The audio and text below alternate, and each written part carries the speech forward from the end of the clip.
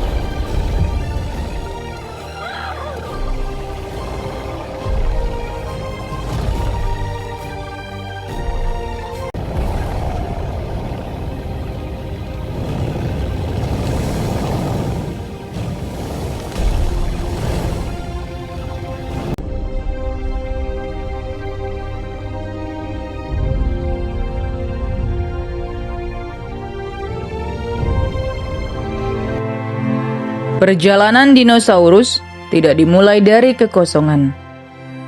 Sebelum mereka muncul, bumi lebih dulu mengalami kehancuran total sekitar 252 juta tahun yang lalu, yaitu kepunahan Permian Trias. Peristiwa ini memusnahkan hampir 90% kehidupan di planet ini. Namun dari abu kehancuran inilah, kehidupan perlahan bangkit kembali. Sekitar 245 juta tahun lalu, pada masa Trias Tengah, dinosaurus mulai menampakkan jejaknya. Mereka tidak muncul begitu saja secara ajaib, melainkan hasil evolusi panjang dari kehidupan reptil purba bernama Archosaurus. Salah satu kandidat awalnya adalah Euparkeria, yang hidup sekitar 245 hingga 240 juta tahun lalu. Menariknya, ukuran mereka sangat kecil, bahkan lebih kecil dari manusia modern saat ini. Namun, adaptasi terpenting yang membuat mereka menguasai dunia adalah cara berjalan. Seiring waktu, kelompok ini mengalami perubahan postur tubuh menjadi tegak, dengan kaki berada tepat di bawah tubuh, bukan menyamping seperti kadal atau buaya modern. Istilah dinosaurus sendiri sebenarnya baru muncul jauh setelah mereka punah. Pada tahun 1842, seorang ahli paleontologi Inggris bernama Richard Owen menciptakan istilah dinosauria, yang dalam bahasa Yunani berarti kadal mengerikan. Istilah ini awalnya digunakan untuk mengelompokkan fosil-fosil baru seperti Megalosaurus, Cetiosaurus, dan Iguanodon.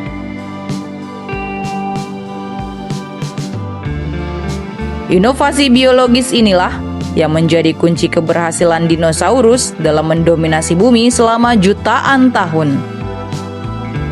Sejak awal penemuannya, dunia ilmiah selalu diwarnai konflik. Karena fosil yang sangat terbatas, para ilmuwan kesulitan menentukan nenek moyang mereka secara pasti. Titik balik besar terjadi pada tahun 1860. Ketika Thomas Henry Huxley menyatakan bahwa dinosaurus lebih mirip burung daripada buaya. Memasuki periode Jura, sekitar 201 hingga 145 juta tahun lalu, dinosaurus berkembang pesat saat benua Pangaea terpecah. Terjadi keberagaman luar biasa, di antaranya Theropoda, kelompok predator seperti Tyrannosaurus Rex, Sauropoda, kelompok raksasa pemakan tumbuhan seperti Brachiosaurus, dan herbivora unik, kelompok Ornithopoda, Ankylosaurus, hingga Ceratopsia. Menurut peneliti Jordan Malone, terdapat pola menarik. Semakin besar ukuran tubuh dinosaurus, semakin besar kemungkinan mereka adalah pemakan tumbuhan. Dalam hal reproduksi, meski fosilnya terbatas, kita tahu mereka bertelur yang jumlahnya sekitar 15-20 butir dengan masa inkubasi 3 hingga 6 bulan. Setelah berkuasa selama 180 juta tahun, bencana besar datang sekitar 66 juta tahun yang lalu. Disinilah letak perdebatan ilmiah terbesar. Menurut hipotesis Alvarez, pada tahun 1980, Louis dan Walter Alvarez menemukan jejak logam iridium yang langka di bumi, namun banyak di asteroid.